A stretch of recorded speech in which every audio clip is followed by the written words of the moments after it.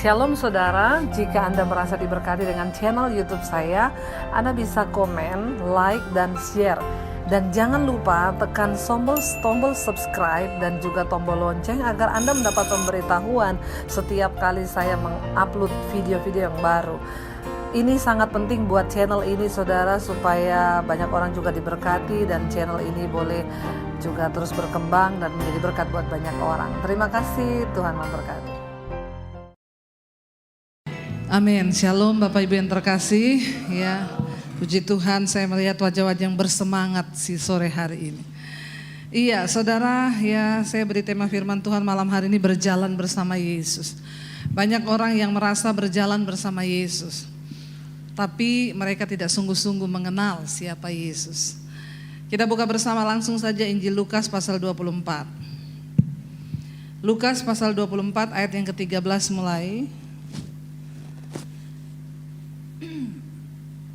Injil Lukas pasal 24 ayat yang ke-13, firman Tuhan berkata, pada hari itu juga dua orang dari murid-murid Yesus pergi ke sebuah kampung bernama Emmaus, yang terletak kira-kira 7 mil jauhnya dari Yerusalem. Ayat 14, dan mereka bercakap-cakap tentang segala sesuatu yang telah terjadi. Ayat 15, ketika mereka sedang bercakap-cakap dan bertukar pikiran, datanglah Yesus sendiri, mendekati mereka, lalu berjalan bersama-sama dengan mereka. Ayat yang ke-16, tetapi ada sesuatu yang menghalangi mata mereka, sehingga mereka tidak dapat mengenal Dia. Saudara, ayat ini kalau saudara baca di dalam Lukas 24 ini kisah Yesus dibunuh. Ya, Yesus ditangkap lalu dia dibunuh dan disalibkan. Ada dua orang murid yang merasa kecewa dengan kematian Tuhan Yesus. Lalu mereka berniat mau pulang kampung. Kenapa? Karena semua harapan mereka buyar. Mereka berpikir Yesus yang mereka sembah, mereka ikuti, yang mereka harapkan tiba-tiba mati dibunuh. Buat apa lagi kita ada di sini di Yerusalem? Semua sudah berakhir, mending kita pulang kampung. Ketika mereka sedang berjalan 7 mil, mereka berjalan dari Yerusalem ke sebuah kampung yang bernama Emmaus. Mereka sedang asik bercerita tentang semua yang terjadi. Alkitab berkata ketika mereka sedang bercakap-cakap dan bertukar pikiran, datanglah siapa? Yesus sendiri. Mendekati mereka lalu berjalan bersama-sama dengan mereka. Tetapi ada sesuatu yang menutup mata mereka sehingga mereka tidak dapat mengenali Yesus. Hari-hari ini ada begitu banyak orang Kristen yang merasa berjalan bersama Tuhan, tapi tidak banyak yang sungguh-sungguh mengenal Tuhan. Ada sesuatu yang menutupi mata rohani kita sehingga kita gak bisa mengenal rencana Tuhan, mengenal siapa Dia.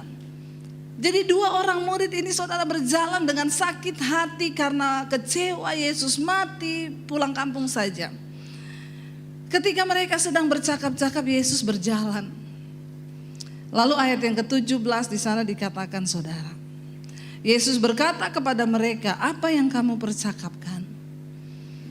Ya, apa yang kamu percakapkan? Kata Yesus, sementara kamu berjalan, mereka berhenti dengan muka muram. Jadi waktu mereka berjalan, Yesus tanya, apa yang kamu percakapkan? Maka berhentilah mereka dengan muka muram. Lagi asik-asik jalan, tiba-tiba Yesus datang. Apa yang kamu cakapkan? Tiba-tiba mereka berhenti dengan muka muram lihat Yesus. Lalu mereka bilang sama Yesus begini. Ayat yang ke-18. Seorang dari mereka namanya Kleopas menjawab Yesus, adakah engkau satu-satunya orang asing di Yerusalem yang tidak tahu apa yang terjadi di situ pada hari-hari sekarang ini? Dengan berhenti dengan muka muram mereka melihat Yesus dan menjawab, kayaknya kamu satu-satunya orang asing ya, baru datang. Dari mana? Nggak tahu apa yang terjadi. Hello, nggak lihat Instagram, nggak baca Facebook, nggak baca koran hari ini. Kamu nggak tahu apa yang terjadi? Mereka ngomong sama Yesus. Karena heboh Yesus disalibkan hari itu. Yesus disalibkan dan itu viral saudara. Menjadi berita yang viral di tengah semua orang masyarakat di tempat itu. Jadi mereka pikir ini orang nggak tahu ya apa yang terjadi. Kayaknya orang baru. Lalu saudara ayat 19 katanya, kata Yesus kepada mereka, apakah itu? Jawab mereka, apa yang terjadi dengan Yesus orang Nazaret?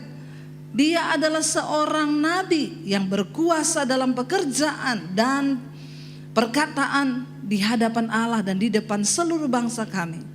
Tetapi imam-imam kepala dan pemimpin-pemimpin kami telah menyerahkan dia untuk dihukum mati dan mereka telah menyalibkannya. Ayat 21 ini penting, mereka bilang, padahal kami dahulu mengharapkan bahwa dialah yang akan datang untuk membebaskan bangsa Israel. Kenapa mereka kecewa Yesus mati? Karena mereka mengikut Tuhan dengan ekspektasi, tujuan yang berbeda dengan firman Tuhan. Ketika mereka tidak melihat yang mereka harapkan, mereka menganggap Yesus tidak mati dan dia akan menjadi raja di Israel. Lalu mereka ini para pendukung partai nanti dapat jabatan. Itu yang mereka pikir, mereka akan mendapat tempat penting. Sebagai orang Kristen, seringkali kenapa kita gak sungguh-sungguh mengikut Tuhan? Karena kita berpikir ikut Tuhan itu berkat. Karena kita berpikir ikut Yesus itu pasti gak ada masalah. Karena kita berpikir kalau kita ikut Yesus semuanya akan baik-baik saja. Maka ketika datang masalah, kita kecewa. Dan kita tidak pernah sungguh-sungguh mengenal Tuhan dan rencananya di dalam hidup kita. Saudara, jangan sampai mata rohanimu tertutup dan engkau tidak bisa melihat rencana Tuhan atas hidupmu. Sebab dia Tuhan yang turut bekerja dalam segala perkara untuk mendatangkan kebaikan. Ada begitu banyak orang yang gak ngerti kehendak Tuhan. Ya, matanya tertutup, dikatakan di sana ada sesuatu yang menghalangi mata mereka. Bayangkan, mereka lagi cerita tentang Yesus. Yesus datang, mereka tidak kenal. Mari kita selidiki, mari kita introspeksi diri hari-hari ini. Apa yang menutup mata rohani kita di dalam mengikut Tuhan? Kenapa kita nggak ngerti rencana Tuhan?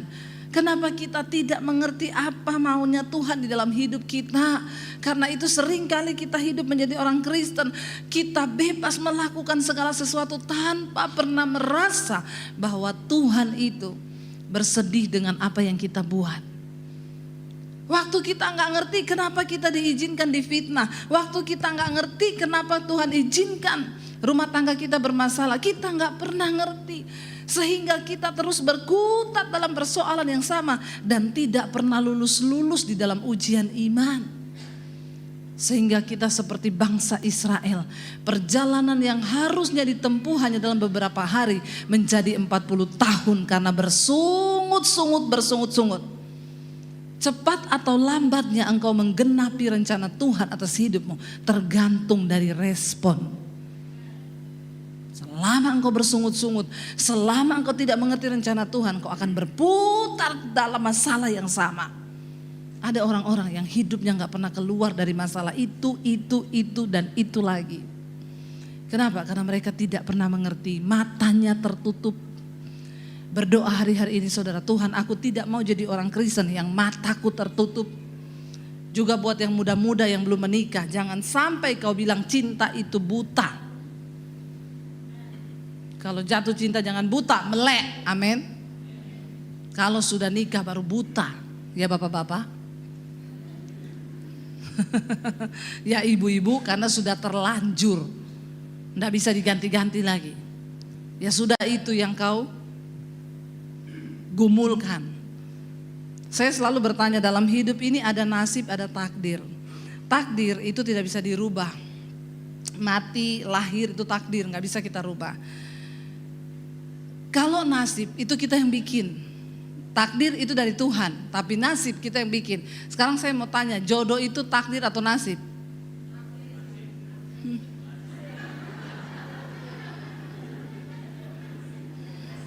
Takdir. Kalau takdir kenapa banyak yang konseling? Bu, saya kecewa dengan suami saya. Itu nasibmu. Kau yang buat sendiri. Jodoh itu bisa takdir, bisa. Siapa yang pernikahannya di sini dianggap nasib? Enggak apa-apa, angkat tangan saja. Saya bu, nasib ya nasib. Ya, apa daya, nasi sudah menjadi bubur. Kalau ditambah bakwan sama pangsit jadi bubur ayam, enak. Amin.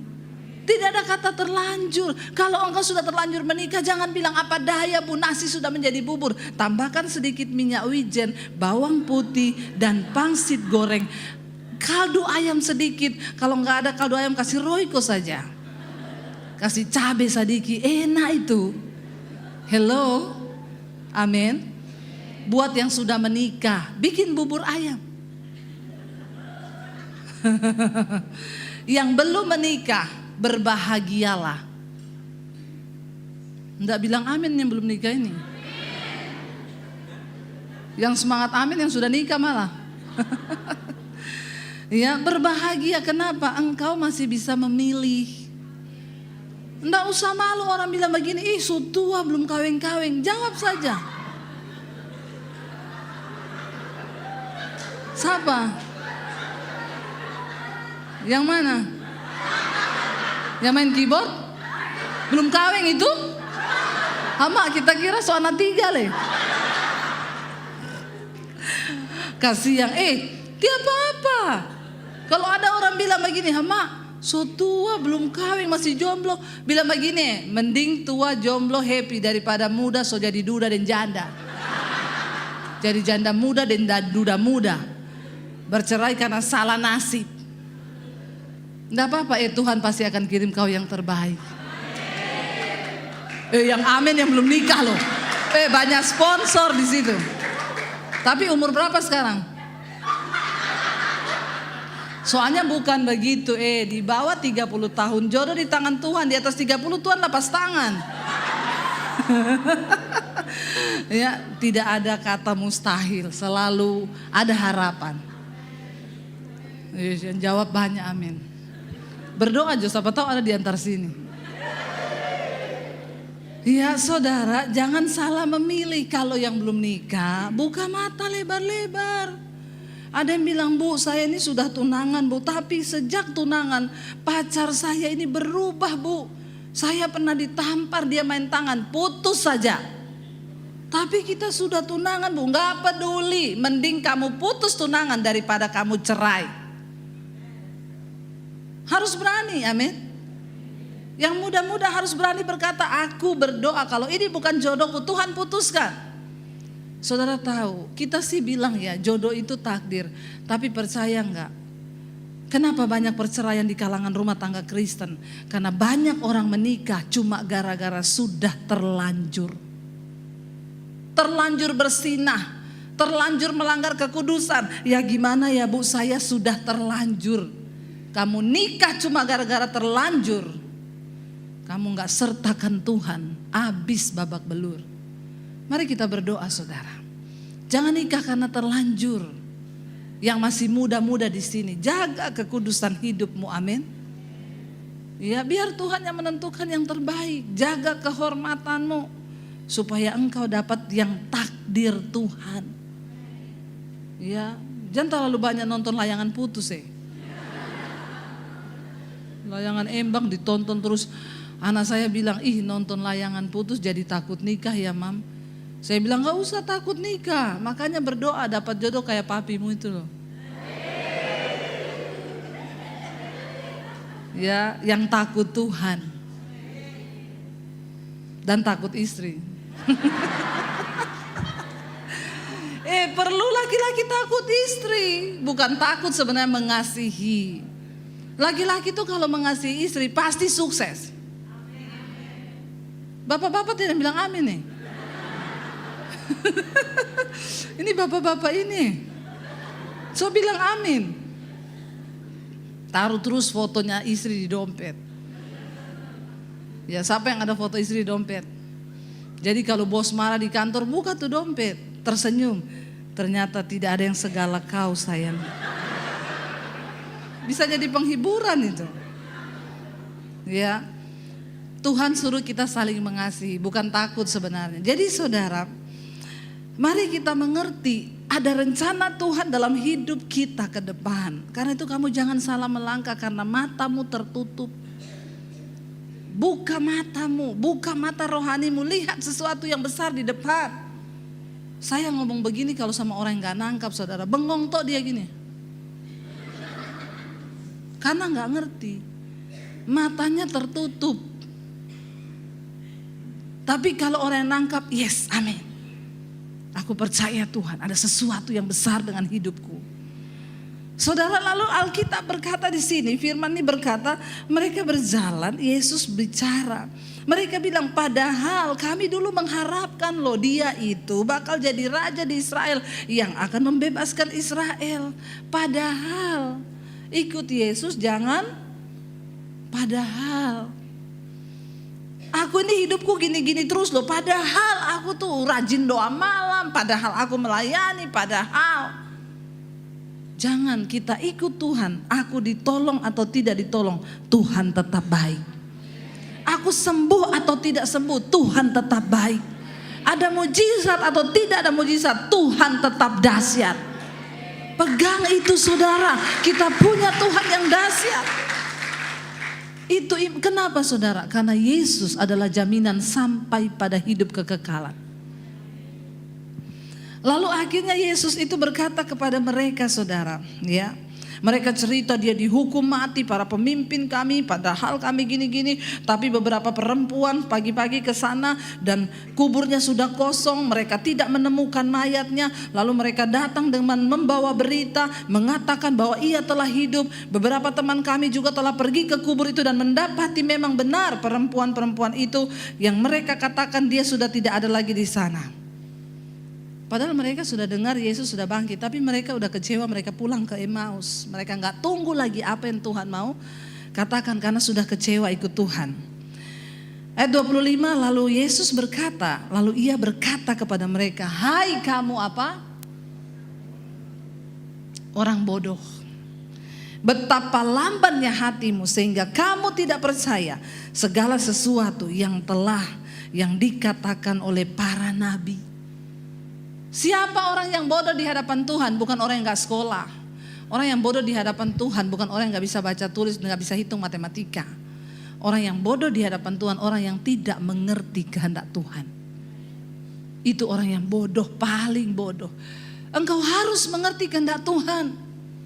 Saya ini beberapa waktu yang lalu bangun studio saudara. Kita lagi bangun studio di Jakarta karena Tuhan memberkati. Ya, lalu cari-cari pemborong, ya, lalu suami saya usulkan ya sudah pakai teman saya aja, anak Tuhan, pelayan Tuhan juga. Ya udah dihitung berapa, ya habisnya berapa, sekian ratus juta. Akhirnya kita sudah percaya sama dia karena katanya kan anak Tuhan, sudah kasih saudara, uangnya sudah mengalir sudah mau hampir 60%, tinggal sedikit lagi. Jadi kita pikir terakhir dia minta tolong transfer 200 juta ya. Saya ini udah mau beli bahan-bahan ini yang penting-penting karena sudah mau finishing. Saya transfer. Tapi hati saya enggak enak saudara, karena kita sering tinggal-tinggal pelayanan. Saya bilang sama suami saya, kayaknya ada yang gak beres ini. Lalu kita telepon tukang yang ada di sana. Mas, semua sudah dibeli keramik ini belum ada bu, makanya saya ini mau kerja gak bisa karena gak ada bahan. Loh kemarin dia sudah minta duit loh gini-gini, akhirnya saya paksa. Kalau gitu saya telepon dia, kita sekarang ke toko keramik kayak ini kita beli ya, saya pilih bahannya kamu yang bayar, uangnya kan sudah kamu bawa. Kita pilih, dia oke, sampai besok gak ada barangnya. Kenapa kamu belum beli? Gak ada, tunggu saya pelayanan, saya ini. Akhirnya saya desak, ternyata uangnya udah habis. Dan saya hitung-hitung saudara, dia bawa uang saya 300 juta. Yang dia nggak belanjakan apa-apa, tapi itu dia bawa. Setelah kami hitung.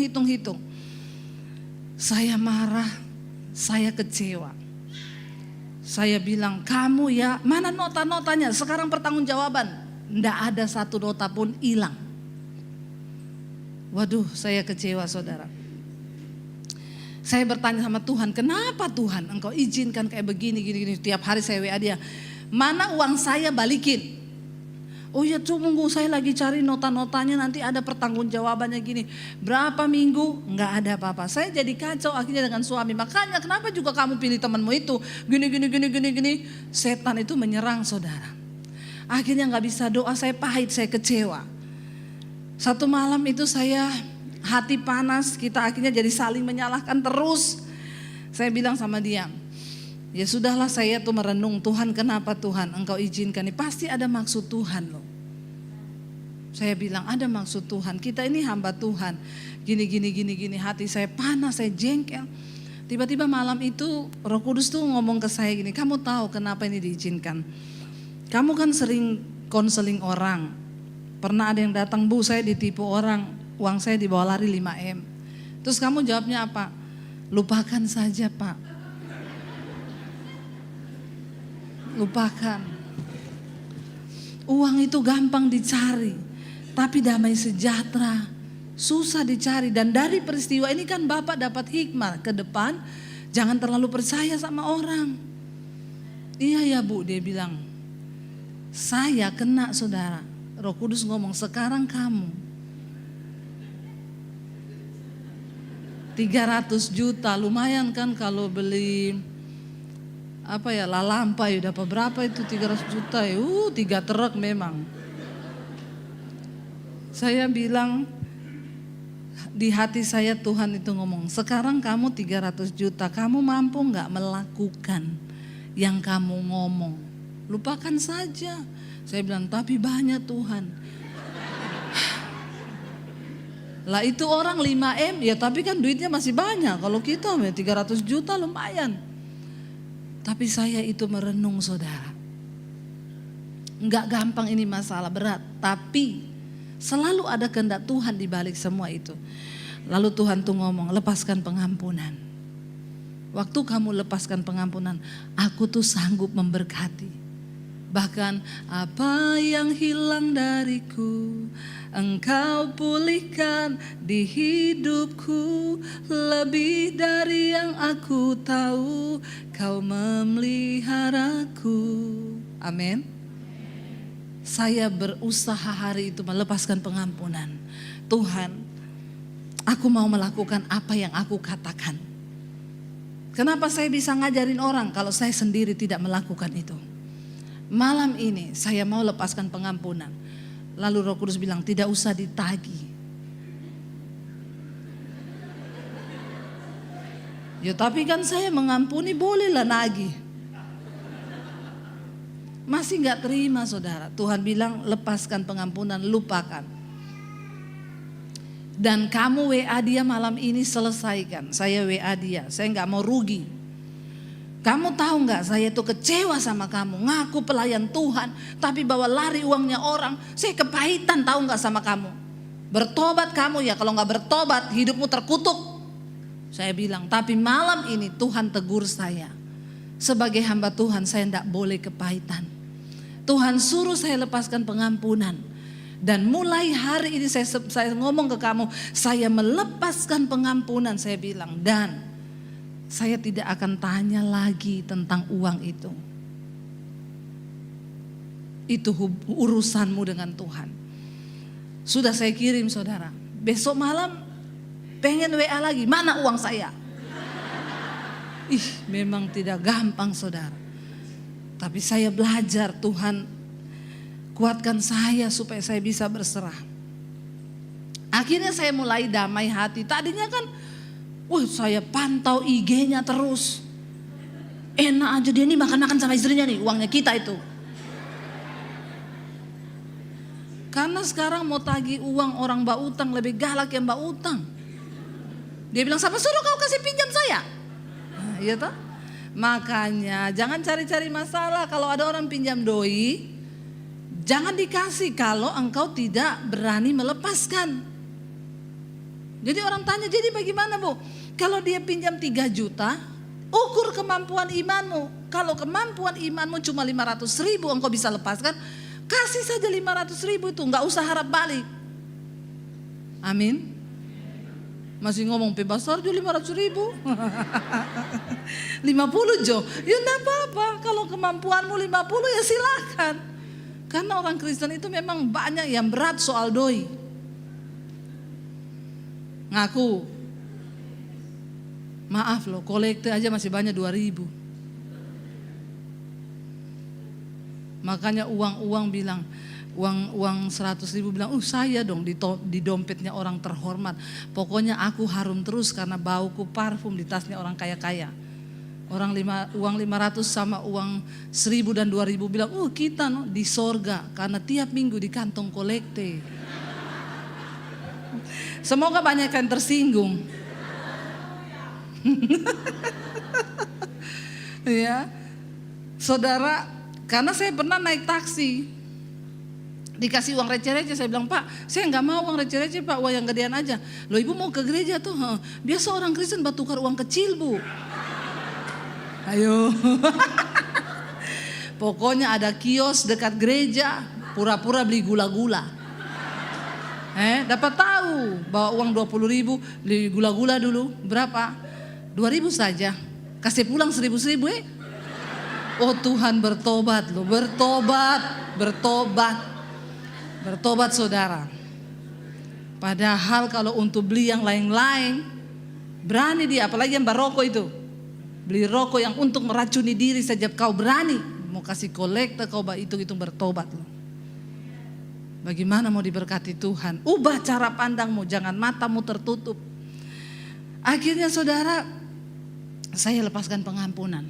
Tiap hari mau batagi lagi tuh duit. Saya bertobat, ampuni saya Tuhan. Aku melepaskan hakku untuk aku bisa mengenal kehendak-Mu di dalam hidupku.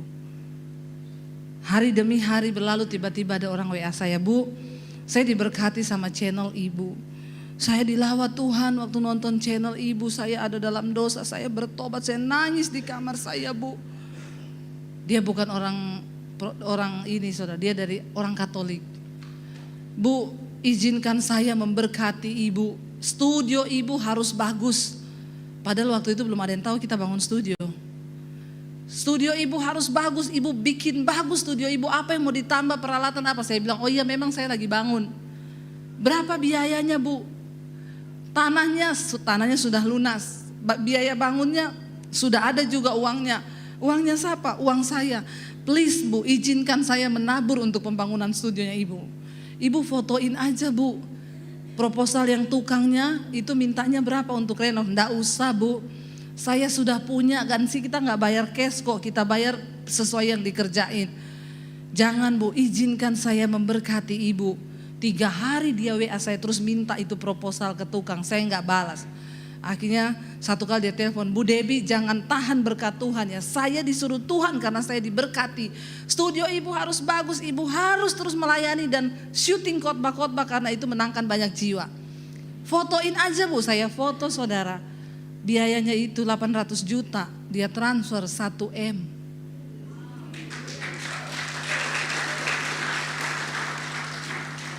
Begitu-gitu, wow. Suruh mengampuni orang utang teh bisa bikin status di Facebook, utang teh bayar-bayar. Orang Kristen begitu. Ya, apalagi orang Palu. Biar tiap apa kan orang sama-sama orang Palu, baku bagi jadi sini. Soalnya baku tahu kartu. Bertobat ya. Kalau nggak mampu jangan. Lebih baik seikhlas kita, semampu kita. Supaya kita nggak berdosa. Waktu saya lepaskan pengampunan, saya mengerti kehendak Tuhan itu apa. Oh, Tuhan ini mau membentuk saya. Saya sering layani orang. Kalau saya juga tidak melakukan itu, maka saya salah di hadapan Tuhan. Tuhan bilang, kamu harus rasa. Suruh orang lepaskan pengampunan, bawa lari uang itu tidak mudah. Saya sudah diproses, direndahkan, difitnah sudah. Nggak punya duit sudah. Sekarang Tuhan mau memberkati saya dengan keuangan. Tapi Tuhan mau lihat saya rela nggak kehilangan uang. Saya rela nggak melepaskan pengampunan. Waktu saya rela, Dia memberkati saya dengan kelimpahan. Tuhan tuh dahsyat. Saya baru mau beli mobil aja saudara, udah DP di mobil. Karena saya kalau setir mobil yang suami kan gede, saya bilang saya mau beli mobil yang kecil aja. Jadi saya kalau pelayaran bisa setir sendiri. Kalau kamu nggak bisa antar, saya nggak usah naik Grab. Baru DP mobil, ada orang WA. Setelah itu saya lepaskan pengampunan. Bu, shalom. Ibu jangan tersinggung ya. Kenapa? Saya disuruh Tuhan beliin ibu mobil. Kenapa Bapak minta maaf? Bagus yang begini, mau bekasi auto minta maaf. Ada yang minta doi, ada minta maaf. Kenapa ibu teh balas-balas? Saya butuh uang 6 juta ini, ibu transfer dulu. Banyak yang begitu saudara. Saya lihat waktu saya melakukan apa yang Tuhan suruh. Bayangkan saudara, apa yang gak pernah kita pikirkan itu Tuhan sediakan.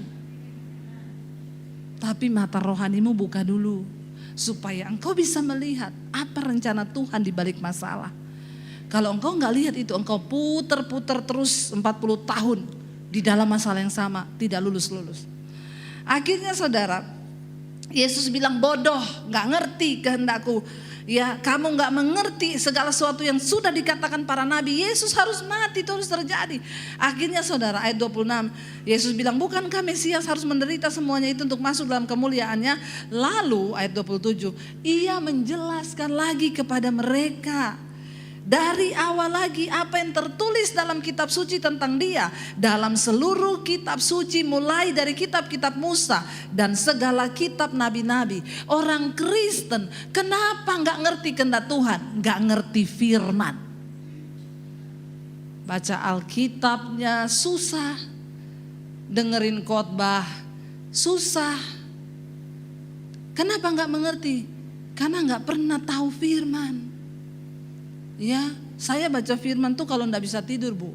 Saya baca Alkitab karena baru 5 menit baca langsung mengantuk. Memang Alkitab itu obat tidur yang baik ibu. Bagaimana engkau ngerti firman? Engkau jadikan Alkitab sebagai obat tidurmu. Baca Alkitab biar kau ngerti hati Tuhan. Amin. Apa yang Tuhan suruh lakukan. Akhirnya Yesus ngajar lagi mereka. Dari kitab Musa di 7 mil perjalanan dari Yerusalem ke Emmaus saudara. Lalu Alkitab berkata apa? Ya, mereka mendekati kampung. Setelah mereka mendekati kampung yang mereka tuju, lalu ia berbuat seolah-olah hendak meneruskan perjalanannya. Mereka udah pulang, Yesus mau lurus. Ya udah sampai ketemu ya kata Yesus. Tetapi mereka sangat mendesaknya, katanya, tinggallah bersama-sama dengan kami. Sebab hari telah menjelang malam dan matahari hampir terbenam. Lalu masuklah ia untuk tinggal bersama-sama mereka. Ayat 30, waktu ia duduk makan. Akhirnya mereka bilang, yuk makan malam yuk. Yesus makan malam. Ketika ia duduk makan dengan mereka, ia mengambil roti, mengucapkan berkat atasnya, memecah-mecahkannya, dan memberikannya kepada mereka. Ayat 31 dikatakan apa? Ketika itu terbukalah mata mereka dan mereka pun mengenal Yesus. Tetapi apa? Ia lenyap dari tengah-tengah mereka, terlambat. Baru ngerti Yesus udah hilang. Coba kalau dari awal ngerti itu Tuhan. 7 mil perjalanan mereka bisa ngomong banyak hal dengan Tuhan. Mereka bisa tahu rencana Tuhan. Mereka bisa menanyakan apapun tentang hal-hal rahasia kerajaan Allah. Tetapi karena kekecewaan tutup mata mereka. Kepahitan menutup mata rohanimu sehingga engkau tidak akan pernah bisa mengerti kehendak Tuhan. Amarah, kebencian, kepahitan, kekecewaan itu menutup mata rohani kita. Coba kalau dari awal mereka gak kecewa, mata rohani gak tertutup, mereka bisa ngobrol dengan Tuhan 7 mil perjalanan. Tapi sayangnya ketika matanya terbuka, Yesus sudah lenyap. Ada banyak orang yang telepon saya, bu, saya dulu homoseksual, sekarang saya kena AIDS bu. Saya mau melayani Tuhan kalau Tuhan kasih saya umur panjang. Sudah terlambat. Ada yang telepon, saya kena kanker bu, stadium akhir. Dokter sudah angkat tangan. Dari dulu saya hidup tidak pernah mengerti kehendak Tuhan bu. Kalau Tuhan sembuhkan saya, ibu doakan bu.